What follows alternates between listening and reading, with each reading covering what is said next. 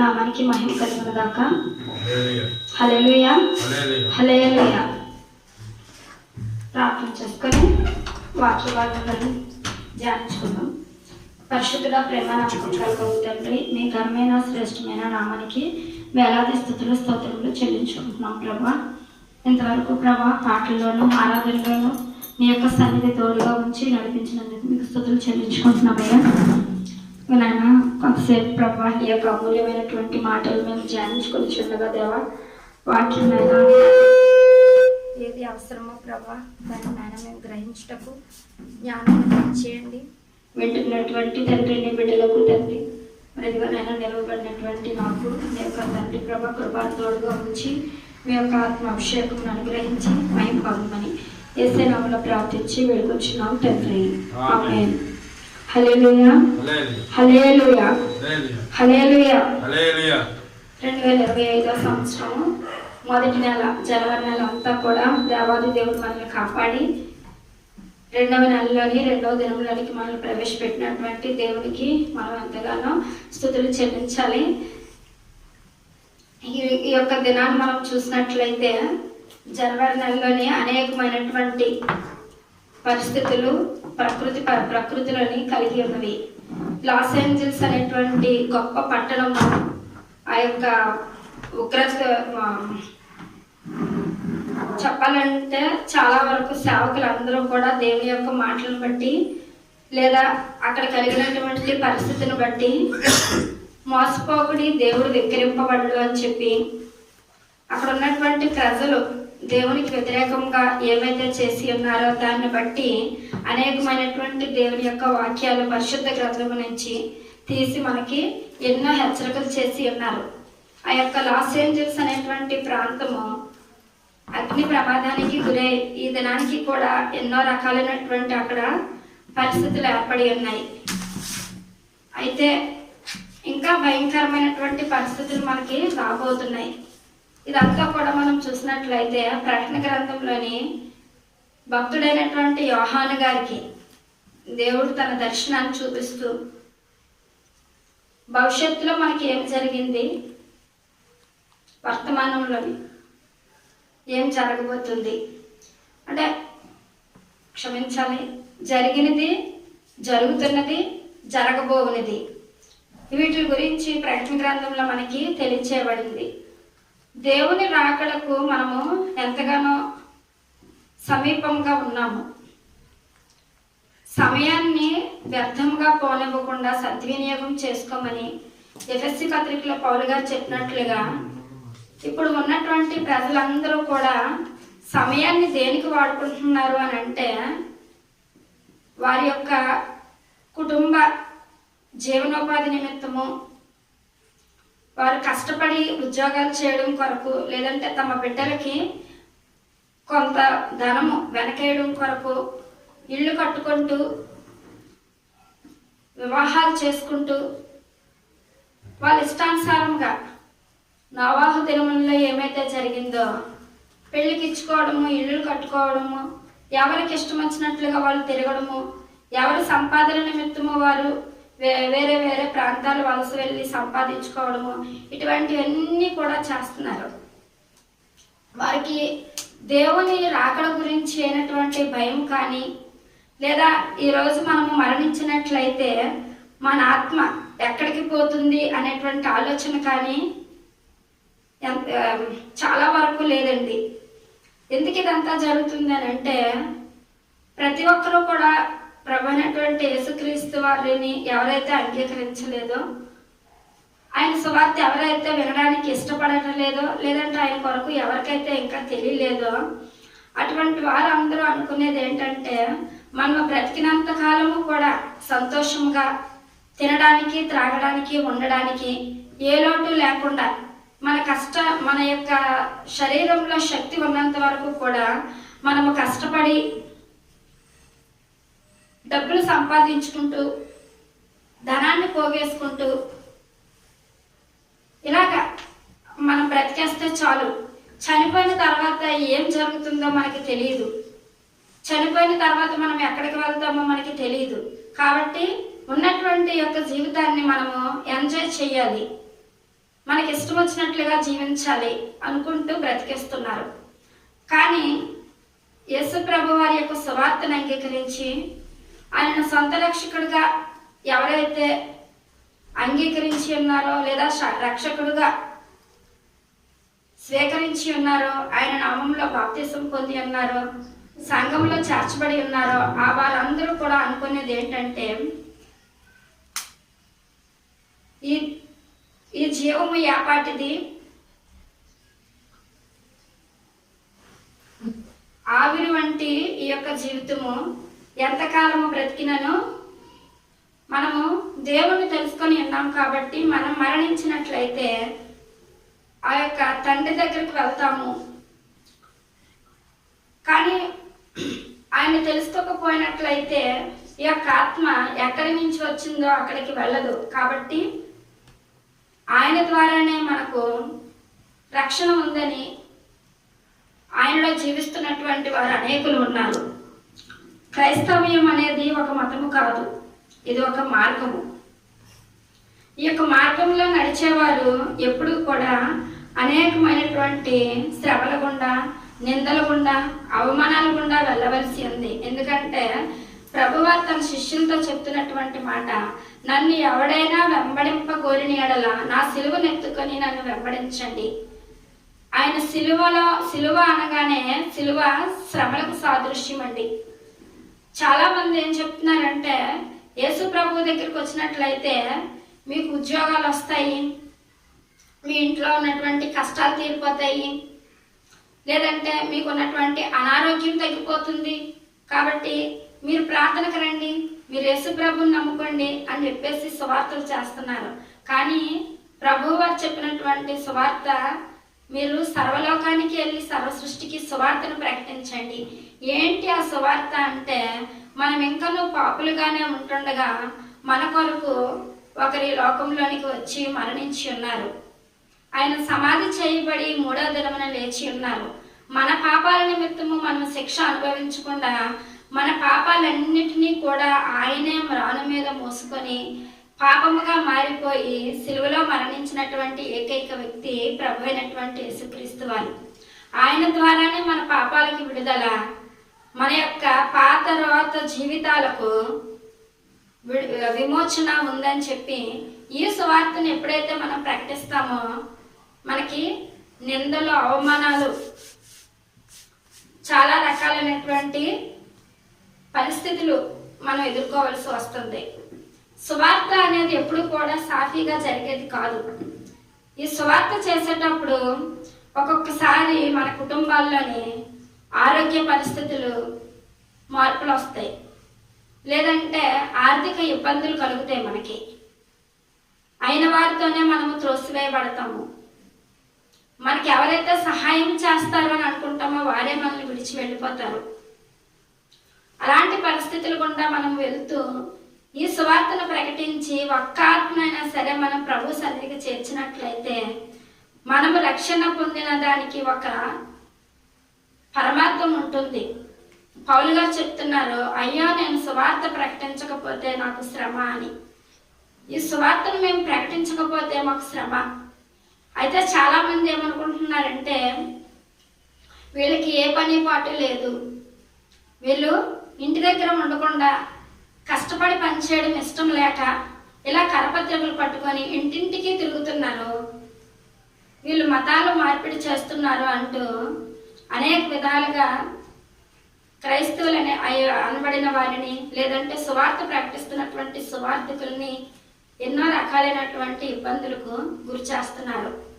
యేసు ప్రభు వారి లోకాన్ని విడిచి ఆయన ఆరోహణం అయ్యేటప్పుడు అక్కడ ఉన్నటువంటి శిష్యులందరికీ కూడా ఆయన చెప్పినటువంటి మాట, మీరు పరిశుద్ధాత్మ కొరకు కనిపెట్టుకొని ఉండండి అని చెప్పినప్పుడు వాళ్ళందరూ కూడా మేడగడి మీద కూర్చొని పరిశుద్ధాత్మ కొరకు వారు కనిపెట్టి ప్రార్థన చేస్తున్నప్పుడు అక్కడ ఇంచుమించు 120 మందికి ఎక్కువగా కూడుకొని దేవుడి సన్నిధిలో ప్రార్థన చేస్తున్నప్పుడు పరిశుద్ధాత్మ అగ్ని వలె దిగివచ్చింది. అగ్ని వలె దిగివచ్చి వాళ్ళందరినీ కూడా పరిశుద్ధాత్మ తాకినప్పుడు ఎవరైతే అప్పటి వరకు యేసుప్రభు వారు ఈ లోకాన్ని విడిచి వెళ్ళిన తర్వాత చేపలు పట్టడానికి మరలా వారి యొక్క జీవనాన్ని వెతుక్కుంటూ వెళ్ళిపోయినటువంటి వారు పేతురు, యోహాను, యాకోబు, వీళ్ళని మళ్ళా దేవుడు ఆ యొక్క పరిశుద్ధాత్మతో అభిషేకించినప్పుడు ప్రభువు వారితో ఉన్నప్పటికంటే ప్రభువు వారు విడిచి వెళ్ళిన తర్వాత ఆ యొక్క పరిశుద్ధాత్మను పొందుకున్న తర్వాత వారు ఇంకా బలమైనటువంటి పరిచర్య చేసి ఉన్నారు. ప్రియమైనటువంటి వాళ్ళారా, పేతురు గారు నిల్చొని దేవుని యొక్క మాటలు బోధిస్తున్నప్పుడు అక్కడ 3000 మంది బాప్తిసం పొందినట్లుగా మొదటి సంఘంలోనికి చేర్చబడినట్లుగా మనం చూస్తున్నాము. ఈ సువార్త అనేది మనుషులని పాపాన్ని ఒప్పింపచేసేది. నీలో ఉన్నటువంటి, నాలో ఉన్నటువంటి పాపము దేవుని మాట ద్వారా పోతుంది. యోహాను రాసినటువంటి మొదటి పత్రిక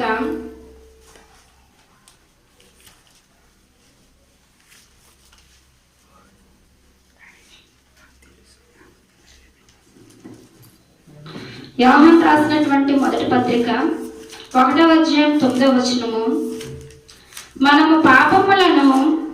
పాపములను మనము ఒప్పుకొని ఎడల ఆయన నమ్మదగిన వాడును నీతిమంతుడును గనక ఆయన మన పాపములను క్షమించి సమస్త దుర్నీతి నుండి మనలను పవిత్రులుగా చేయును.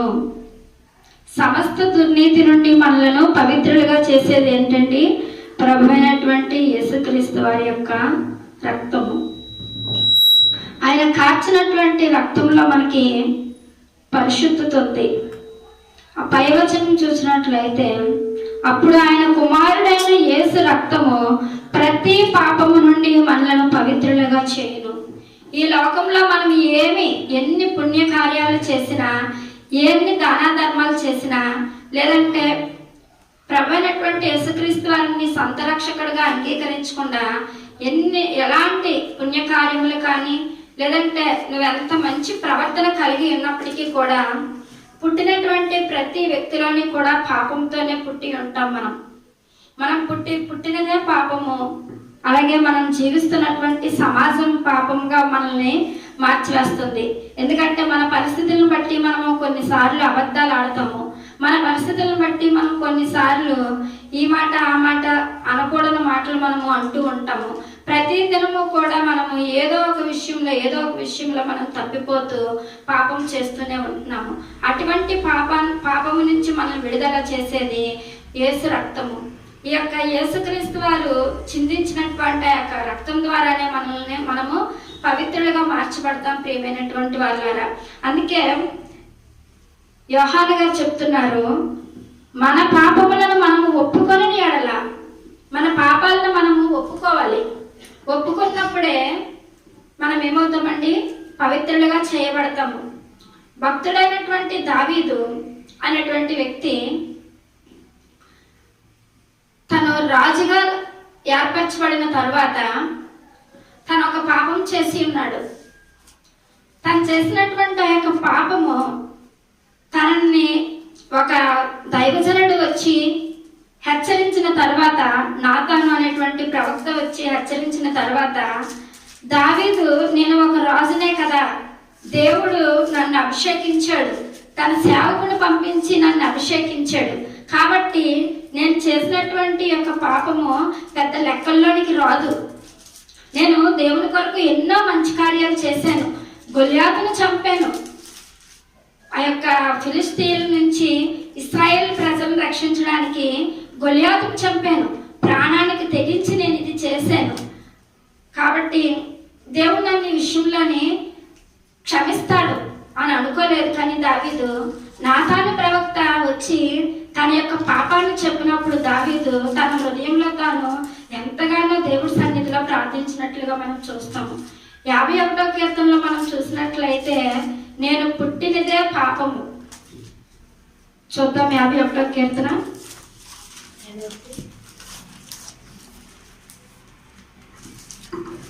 51వ కీర్తన 1వ వచనము, దేవా నీ కృప చొప్పున నన్ను కరుణింపుము, నీ వాత్సల్య బాహుళ్యము చొప్పున నా అతిక్రమములను తుడిచివేయము. ఆ పైన చిన్న అక్షరం చదివినట్లయితే, దావీదు బెత్షెబా యొద్దకు వెళ్ళిన తరువాత నాతాను ప్రవక్త అతని యొద్దకు వచ్చినప్పుడు అతడు రచించినటువంటి కీర్తన. చూడండి ప్రియమైనటువంటి వాళ్ళరా, మన పాపాలను ఒప్పుకొని ఎడల ఆయనను మనం క్షమించే దేవుడు. ఇక్కడ దావీదుకి తను చేసినటువంటి పాపము అంటే తను ఎవరూ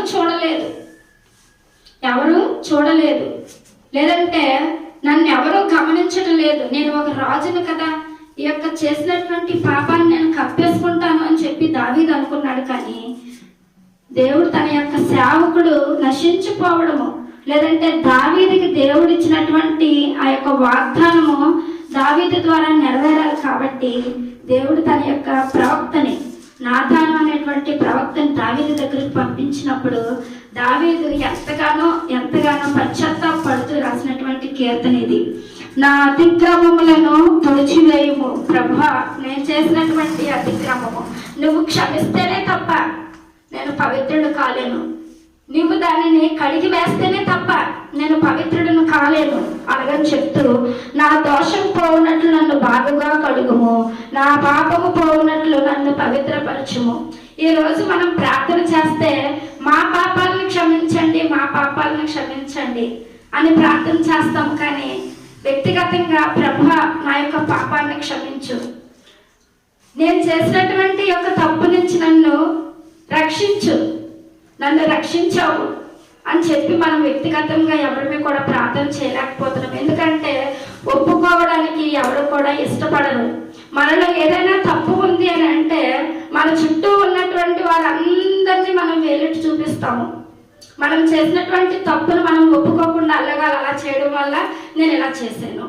ఆదాము గారు ఏం చెప్తున్నారండి, అయ్యా నీవు నాకు ఇచ్చినటువంటి స్త్రీయే ఆ పండ్లను నాకు తెచ్చి ఇచ్చింది అలాగని చెప్పి ఆదాము గారు చెప్పినట్లుగా ఈరోజు కూడా మనము అదే మాటలు మాట్లాడుతూ దేవుడి సన్నిధిలోని దైవజంలో ఒకవేళ నీవు తప్పు చేస్తున్నావు అలాగని వాక్య ద్వారా దేవుడు మనతో మాట్లాడినప్పుడు మనము దానిని స్వీకరించలేకపోతున్నాం. ప్రియమైనటువంటి వాళ్ళారా, దావీదు రాజుగా ఉన్నాడు, అయినప్పటికీ కూడా నా దోషములు పోవునట్లు నన్ను బాగుగా కడుగుమని దేవుడు పాదాల దగ్గర ఎంతగా అంటే ఆ ప్రార్థన మనము చదువుతున్నప్పుడు మనకు అర్థం కాదు, కానీ దానిని ధ్యానిస్తూ ఆ ప్రాంతంలో లేదంటే ఆ యొక్క స్థానంలో మనం ఉండి మనము దేవుణ్ణి ప్రార్థన చేస్తే దావీదు ఎంత లోతైనటువంటి ప్రార్థన, ఎలాంటి పశ్చాత్తాప ప్రార్థన చేసి ఉన్నాడు అన్నది మనకి అర్థమవుతుంది. ఈ మాటలు అర్థమవ్వాలంటే పరిశుద్ధాత్మ దేవుడు మనకు అటువంటి జ్ఞానం ఇస్తేనే కానీ మనం వాటిని అర్థం చేసుకోలేము. ప్రియమైనటువంటి వాళ్ళరా, దావీదు చేసినటువంటి ప్రార్థన నీ జీవితంలో నా జీవితంలో ఒక మార్పును తీసుకొని వచ్చింది అని అంటే మరలా మనము ఇంక అటువైపు మనము తిరగడానికి ఎంత మాత్రము కూడా ఇష్టపడము. ఈ రోజు మనకి ఏదైనా శ్రమ సంభవిస్తే ప్రభా నేను నీ దృష్టిలో ఏదైనా తప్పు చేసి ఉన్నానేమో, లేకపోతే పలానా వారి పట్ల నేను ఈ విధముగా తప్పు చేశాను నన్ను క్షమించు అని చెప్పి అక్కడ దేవుని సన్నిధిలో ప్రార్థన చేసి దాన్ని పొందుకున్న తర్వాత మరలా మనం వెళ్ళి మరలా అదే పాపం చేయడానికి ఇష్టపడుతున్నాము. కానీ దావీదు అటువంటి వాటికి స్థానం ఇవ్వలేదు, అటువంటి దానిని ఇంకా దావీదు జీవితంలోనికి రానివ్వలేదు. ఎందుకంటే ఆ యొక్క బెత్షెబా విషయంలో దావీదు చేసినటువంటి ఆ యొక్క పాపం విషయంలో దావీదు ఎంతగానో పశ్చాత్తాపడుతూ దేవుడి సన్నిధిలో ప్రార్థన చేస్తున్నాడు. నేను కేవలం నీకే విరోధముగా నేను పాపం చేసి ఉన్నాను, నీ దృష్టి ఎదుట నేను చెడుతనము చేసి ఉన్నాను, కావున ఆజ్ఞ ఇచ్చినప్పుడు నీవు నీతిమంతుడుగా అగుపడుదువు, తీర్పు తీర్చినప్పుడు నిర్మలముగా అగుపడుదువు. హల్లెలూయా. ఇక్కడ నేను కేవలము ప్రభువా నేను కేవలం నీకు విరోధముగా నేను పాపం చేశానయ్యా. నేను అనుకుంటున్నాను నన్ను ఎవరూ చూడలేదు, కానీ నేను నీకే విరోధముగా పాపం చేశాను. నేను చేసినటువంటి పాపాన్ని నువ్వు క్షమిస్తే నేను నీతిమంతుడుగా మారుతాను, నువ్వు తీర్పు తీస్తే నేను నిర్మలుడుగా అగుపడతాను అలాగని చెప్తూ నేను పాపములో పుట్టిన వాడను. చూడండి ప్రియమైనటువంటి వాళ్ళారా, చాలా మంది మనము ఏమనుకుంటుంటామంటే యేసు ప్రభు దగ్గరికి రాకముందు ఎవరైనా మనకు సువార్త చెప్పి మీ పాపాలు పోవాలంటే ప్రభు అయినటువంటి యేసుక్రీస్తుని నమ్మాలి, మీరు రక్షణ పొందాలంటే యేసయ్యను నమ్మాలి అని ఎవరైనా చెప్తే మనం ఏం చేస్తాము, నేను పాపం చేశానా, ఎవరు చెప్పారు నేను పాపం చేశానని, నేను పుట్టినప్పటి నుంచి కూడా ఎన్నో రకాలైనటువంటి బలులు అర్పిస్తున్నాను. నేను పుట్టినప్పటి నుంచి కూడా అనేకమైనటువంటి నీతి కార్యాలు చేస్తున్నాను. అనేకమైనటువంటి వారికి, పేదవారికి నేను అన్నదానం చేస్తున్నాను, వస్త్రదానం చేస్తున్నాను, నేను ఇది చేస్తున్నాను, అవి చేస్తున్నాను. డబ్బు లేనటువంటి వారికి నేను ఫీజులు కట్టి చదివిస్తున్నాను. నేనెక్కడ పాపం చేశాను అని అనుకుంటూ నేను పాపం చేయలేదు అని చెప్పి అనుకుంటున్నాం మనం. కానీ దేవుని వాక్యం ఏం తెలియజేస్తుందంటే, నేను పుట్టడమే పాపంలో పుట్టాను, నా పాపంలో నా తల్లి నన్ను గర్భము ధరించెను. మనము పుట్టిన పిల్లవాడికి పాపం అంటే ఏంటి, పుట్టినటువంటి బిడ్డకి పాపం అంటే ఏంటి అని అనుకోవచ్చు. కానీ దావీదు అంటున్నాడు, నేను నా తల్లి గర్భంలో ఉన్నప్పుడే నేను పాపముతో పుట్టాను. నీవు అంతరంగంలో సత్యాన్నే కోరుకుంటున్నావు ప్రభా. మీరు ఎన్ని అబద్ధాలు ఆడుతున్నారు తెల్లవారు లేచి, ఉదయమే లేచిన దగ్గర నుంచి మళ్ళా రాత్రి పడుకునే వరకు మీరు నేను మన అవసరాన్ని బట్టి మనం అబద్ధాలు ఆడేస్తున్నాము. కానీ దేవునికి అబద్ధం అంటే అస్సలు ఇష్టం లేదండి. ఆయన అంతరంగంలో సత్యాన్ని కోరుకునే దేవుడు. చిన్న విషయానికి మనకి ఏ విధమైనటువంటి ఉపయోగం లేనటువంటి పనికిరాని వాటికి కూడా మనం అబద్ధాలు ఆడేస్తున్నాము. చిన్న ఎక్కడికి వెళ్ళావు అని అంటే, నేను ఇక్కడే ఉన్నాను అంటారు. వాళ్ళు ఎక్కడ ఉండరు, వాళ్ళు ఎక్కడో తిరుగుతుంటారు. తిరిగి ఇంటికి వచ్చిన తర్వాత ఎక్కడికి వెళ్ళావు అని అంటే, నేను ఇక్కడే ఉన్నానమ్మా. ఉదయమే లేచి బైబిల్ చదవమంటే బైబిల్ చదవడం అని సెల్ ఫోన్లో చూసుకుంటారు, సెల్ ఫోన్లో ఆడుకుంటున్నారు. సెల్ ఎందుకోనంటే తిరుగుబాటు చేస్తున్నారు. ఈరోజు మన తల్లిదండ్రుల మీద మనం తిరుగుబాటు చేస్తున్నాము. నా తల్లిని నేను బుకాయించాను, నా తండ్రిని నేను బుకాయించాను అని అనుకుంటున్నావు. కానీ నిన్ను అంతరంగంలో సత్యం కోరుకునే దేవుడు చూస్తున్నాడని చెప్పి భయం మనకు లేకుండా ఉన్నది. దేవుడి వాక్యం ప్రకటించేటప్పుడు వినువ అంటే కోపం. ఇక్కడ దావీదు అంటున్నాడు, మహారాజు అయి ఉండి కూడా దావీదు ఆ యొక్క ప్రవక్త విషయంలోని దైవజనుడు వచ్చి, అయా దావీదుకి ఇలా జరిగింది అలా జరిగింది అని అంటే, నిజమే ప్రభువా, నువ్వు అంతరంగంలో సత్యాన్ని కోరుకునే దేవుడు నాయనా. నేను ఇక ఇది చేయలేదు అని అబద్ధం ఆడితే నన్ను ఎవరు ఏమీ చేయలేరు. కానీ నా అంతరంగంలో ఏముందో నీకు తెలుసు. నా అంతరంగాన్ని శుద్ధి చేసేవాడు నీవు. కాబట్టి నా యొక్క పాపాన్ని పరిహరించు అని చెప్పి దావీదు ప్రార్థన చేస్తున్నాడు. ఆంతర్యమున నాకు జ్ఞానమును తెలియచేయుదువు, నేను పవిత్రుడగినట్లు హిస్సోపుతో నా పాపమును పరిహరింపుము. ఆయన పవిత్రుడగినట్లుగా నా హిస్సోపుతో తనని పరిహరించమని కోరుకుంటున్నాడు. ప్రియమైనటువంటి వాళ్ళరా, హిమము కంటే నేను తెల్లగా ఉండనట్లు నీవు నన్ను కడుగుము. ఈ రోజు దేవుడి సన్నిధిలో ప్రార్థన చేసేటప్పుడు, ప్రభా నీవు నన్ను కడుగు. హిమము కంటే తెల్లగా అంటే మంచు తెల్లగా ఉంటుంది, కానీ దాని మీద చిన్నది ఏదైనా నల్లగా ఉన్నటువంటి వస్తువు ఏదైనా ఒక ఇంకు కానీ ఏదైనా మంచు మీద పడుతుంది ఉంటుంది అనుకోండి. ఒక తెల్లని కాగితం మీద ఒక నల్ల చుక్క ఉంటే అక్కడ మచ్చ కనిపిస్తుంది. కానీ నన్ను అలాగా ఆ మంచు కన్నా తెల్లగా నన్ను కడిగే ప్రభువా, నా యొక్క హృదయంలోని ఏదైతే పాపం ఉందో ఆ పాపాన్ని మొత్తం నేను తీసివేస్తేనే కానీ నేను పరిశుద్ధులను కాలేను, నేను పవిత్రులను కాలేను. ఈరోజు మనము చిన్నదానికి చిన్న మాటే కదా అనుకుంటున్నాము. కానీ దావీదు చేసింది కూడా చిన్న తప్పే. కానీ ఆ చిన్న తప్పు విషయంలోని ఎంతగా దేవుడి సన్నిధిలో తను పశ్చాత్తాపడుతున్నాడో ఒకసారి ఆలోచించండి. ఆయన ఇంకా అలాగ ప్రార్థన చేస్తూ ఆఖరిగా అంటుంటాడు కొన్ని మాటలు, నీ సన్నిధిలో నుండి నన్ను త్రోసివేయకుము, నీ పరిశుద్ధాత్మ నా యొద్ద నుండి తీసివేయకుము. ప్రియమైనటువంటి వాళ్ళరా, ఈరోజు దేవుడి సన్నిధిలోనికి ఎంత విచ్చలవిడిగా వచ్చేస్తున్నామంటే, బయట ఏవేవో కార్యాలు చేసేసి దేవుడి సన్నిధిలోనికి పరిశుద్ధుల్లాగా బైబిల్ పట్టుకొని దేవుడి సన్నిధిలోనికి వచ్చేస్తున్నారు.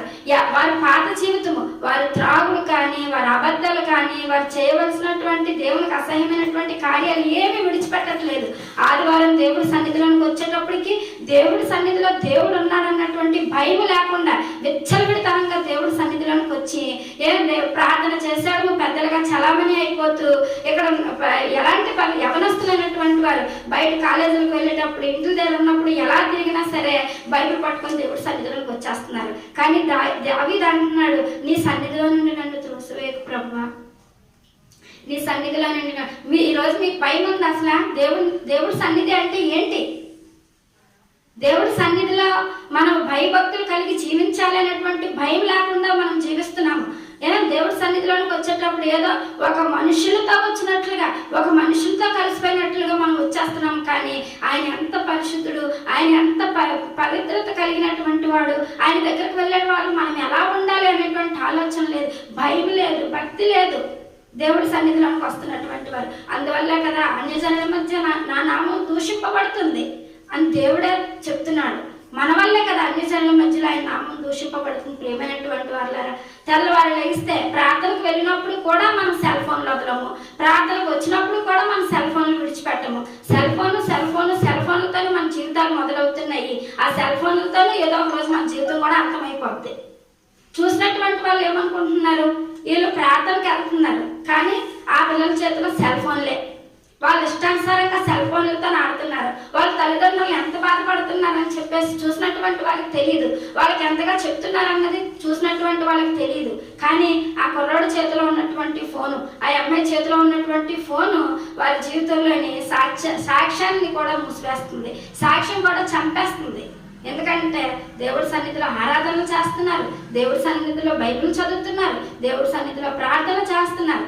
కానీ ఏం చేస్తున్నారండి, దేవుడి సన్నిధిలో నుంచి నన్ను ప్రభువా ఏ చిన్న తప్పున్నా నీ సన్నిధిలో నుంచి నన్ను తోసివేస్తావు అన్న భయం లేకుండా విచ్చలవిడితనంగా జీవిస్తున్నాం మనం.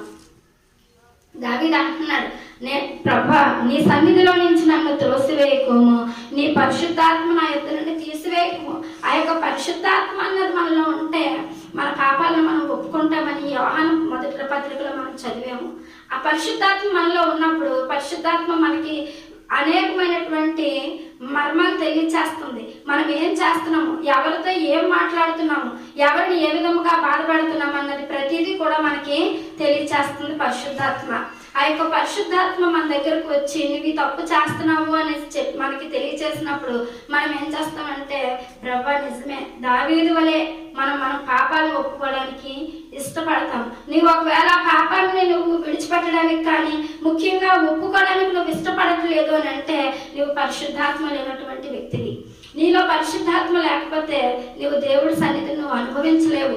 నీకు పరిశుద్ధాత్మ నువ్వు నింపబడినట్లయితేనే దేవుడి సన్నిధిలో ఆయన ఉన్నాడని భయం కలిగి ఆయన మనతో మాట్లాడుతున్నాడు, ఆయన నా ప్రక్కనే కూర్చొని ఉన్నాడు, ఆయన నా భుజం మీద చెయ్యి వేసి నన్ను తట్టుచున్నాడు అనేటువంటి ఒక అనుభవంలోనికి నువ్వు వెళ్తావు. పరిశుద్ధాత్మ మనలో ఉన్నప్పుడు మనం ఏ కార్యాలన్నా సరే చేయడానికి మన దగ్గర ఎన్ని ద్వారాల్లో మూయబడినప్పటికీ కూడా దేవుడు నాకు మార్గం తెలుస్తాడనేటువంటి ఒక దృఢమైనటువంటి నమ్మకము, నిశ్చయమైనటువంటి ధైర్యము కలిగి మనం ఉంటాం ప్రియమైనటువంటి వాళ్ళారా. కానీ దావీదు కూడా నీ రక్షణానందము నాకు మరలా పుట్టించుము.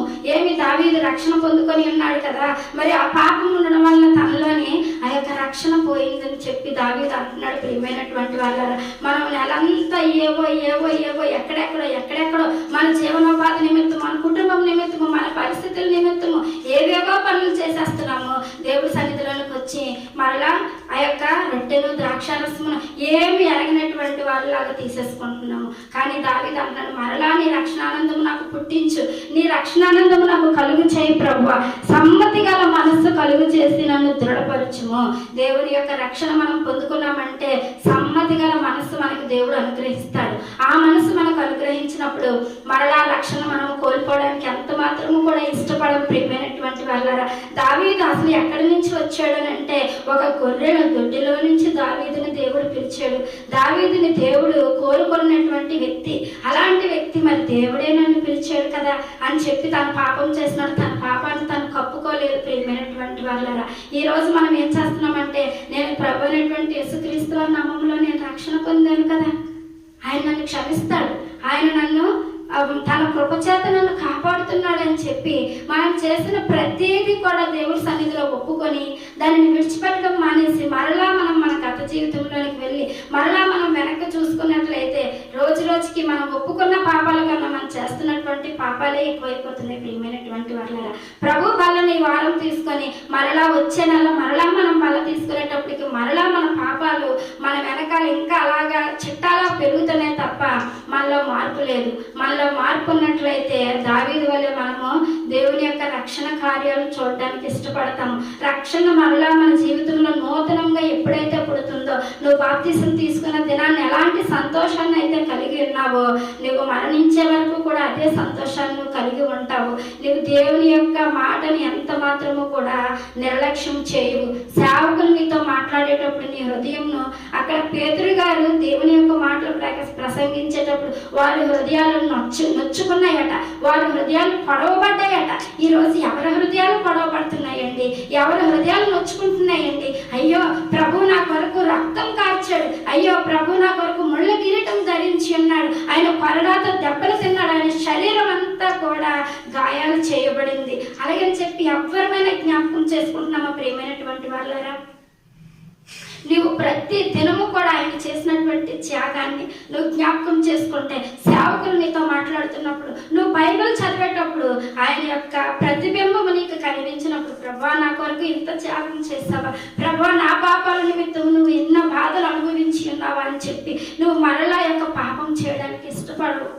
దావీదు ఏ విధముగా అయితే దేవుని కోరుకుంటున్నాడు, మనము కూడా దేవుడి సన్నిధిలోని అటువంటి మారు మనసుతో మనం దేవుని ప్రార్థించినప్పుడు, మనము ఆయన శరీరాన్ని, ఆయన రక్తాన్ని మనము అందులో భాగస్తులుగా లేదంటే చెయ్యి వేసేటప్పుడు, ఈ యోగ్యతను మాకు అనుగ్రహించిన దేవానికి స్తోత్రములు. ఆయన శరీరాన్ని ముట్టుకోవడం అంటే మనకి ఏ అర్హత ఉంది, ఆయన శరీరాన్ని తాకాలంటే నాకు ఎలాంటి అర్హత ఉంది అని చెప్పి నిన్ను నువ్వు పరీక్షించుకో ప్రియమైనటువంటి వాళ్ళరా.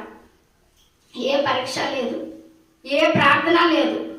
దేవుడి సన్నిధిలోనికి రావడము, ఆ యొక్క ఏదో ఆనవాయి అంటే ఈరోజు మొదటి ఆదివారము ఆ యొక్క శరీరాన్ని నేను తీసుకోవాలి, రొట్టె ద్రాక్షరసం ప్రభుబల్లా ప్రభుబల్లా ప్రభుబల్లా అనుకుంటూ వచ్చి ప్రభుబల్లని ఈరోజు మొదటి ఆదివారము నేను కంపల్సరీ ప్రభుబల్లని పాలు పొందాలి అంటే అది ఒక ఆరాధన. ఆ యొక్క ప్రభు బలను తీసుకోవడానికి ఒక పద్ధతి ఉంది. ఆ యొక్క ప్రభు బలలో చేయి పెట్టడానికి నాకు ఒక అర్హత కావాలి. ఈ యొక్క అర్హత కానీ లేకపోతే నా జీవితంలోని ఎన్నో రకాలైనటువంటి పరిస్థితులు గుండా నేను వెళ్ళవలసి ఉంటుంది. అందుకే కదా మీలో అనేకులు చనిపోతున్నారని చెప్పి పౌలు గారు చెప్తున్నారు. ప్రియమైనటువంటి వాళ్ళ ఆత్మస్థితిలో మనం చనిపోయామనంటే ఆయన రక్షణానందాన్ని మరలా మనం చూడలేము. ఆయన సన్నిధిలో నుంచి మనం త్రోసివేయబడ్డామంటే ఆయన యొక్క పరిశుద్ధాత్మ మనకి ఆయన మార్గాన్ని తెలియచేయదు. ఎందుకంటే పరిశుద్ధాత్మ ద్వారానే మనం ఏ కార్యమైనా చేయగలము. ప్రభు వారు కూడా ఆయన వెళ్ళే ముందు ఏం చెప్తున్నారంటే, మరొక ఆదరణకర్తను మీకు తోడుగా ఇస్తున్నాను, ఆయన వచ్చినప్పుడు మీకు ఇంకా అనేకమైనటువంటి సంగతులను తెలియజేసి మిమ్మల్ని క్రమపరచి సర్వసత్యములోనికి నడిపిస్తారు. సర్వసత్యములోనికి మనం నడిపిస్తారు. మనం సర్వసత్యములో ఉన్నప్పుడు దావీదు వలె మన పాపాలను ఒప్పుకొని విడిచిపెడతాము. దావీదు ఏ రీతిగా అయితే దేవునికి ఇష్టమైన వాడుగా, కోరుకొని వాడుగా దావీదుని దేవుడు ఒక్కసారి అన్నాడు, నా హృదయానుసారుడు, నేను కోరుకున్నటువంటి వ్యక్తి, నా యొక్క హృదయానికి ఎంతో దగ్గరగా ఉన్నటువంటి వ్యక్తి అని దావీదుని దేవుడు అన్నప్పుడు, దావీదు తన పాపం విషయంలోని దేవసనుడు వచ్చి తనని హెచ్చరించినప్పుడు దావీదు, అయ్యో నేను దేవుని హృదయానుసారుడుగా ఉండలేకపోయాను, దేవుని హృదయానుసారుడు అన్న పేరు నేను ఒకవేళ కోల్పోతానేమో అని చెప్పి దావీదు ఏం చేస్తున్నాడంటే, ప్రభువా నీ రక్షణానందం మరలా నా పుట్టించు ప్రభువా, మరలా నా నోరు నీ స్తుతిని ప్రచురం చేసినట్లుగా నన్ను ఆశీర్వదించు అని చెప్పి దావీదు పశ్చాత్తాపంతో ప్రార్థన చేస్తున్నాడు. అటువంటి ప్రార్థన ఈరోజు మన జీవితంలో ఎంతో అవసరమై ఉంది. అటువంటి ప్రార్థన నీవు నేను చేసినట్లయితే ఆ రోజు దేవుడు దావీదుని నేను కోరుకున్నటువంటి వ్యక్తి అన్నట్లుగా ఈ దినం మనల్ని కూడా దేవుడు ఏమంటున్నాడంటే, నా కుమారుడా నా కుమార్తె, ఇదిగో నేను తలుపు నద్ద నిలిచని తట్టుచున్నాను, ఎవడైనా నా స్వరము విని తలుపు తీసిన ఎడల అతనితో నేను నాతో కూడా అతను కలిసి భోజనం చేస్తాము. ఇదిగో మనము దేవునితో కలిసి భోజనం చేయడానికి దేవుడు మనకు అవకాశం ఇచ్చాడు.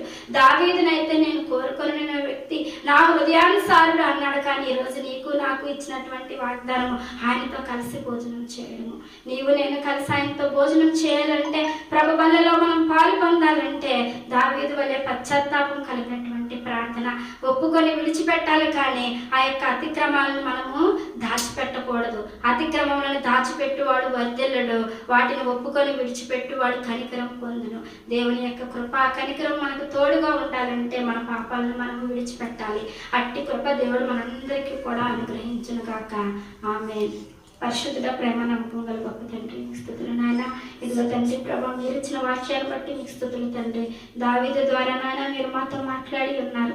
మా యొక్క పాపాలను ఒప్పుకొని విడిచిపెట్టినప్పుడు నాయన నీ రక్తం మమ్మల్ని పరిశుద్ధులుగాను పవిత్రులుగాను చేస్తుంది, సర్వసత్యములనికి మమ్మల్ని నడిపిస్తుంది తండ్రి. అటువంటి రక్షణానందం మరలా మీరు మాకు అనుగ్రహించండి. మేము తండ్రి ప్రభా, నేను తండ్రి ప్రభా ఇదిగో నాయన నీ పక్షాన్ని తండ్రి ప్రభా నిలవబడి తండ్రి అయా అనేకులకు నాయన నీ యొక్క సువార్తను ప్రకటిస్తుండగా నేను కూడా తండ్రి ప్రభా ఒకవేళ నాకు తెలియకుండా నాయన నీకు తండ్రి ప్రభా నాలో ఉన్నటువంటి పాపాలను నేను ఒప్పుకోకపోయినట్లయితే తండ్రి ఈ దినమని నీ సన్నిధిలో నేను అడుగుతున్నాను ప్రభా.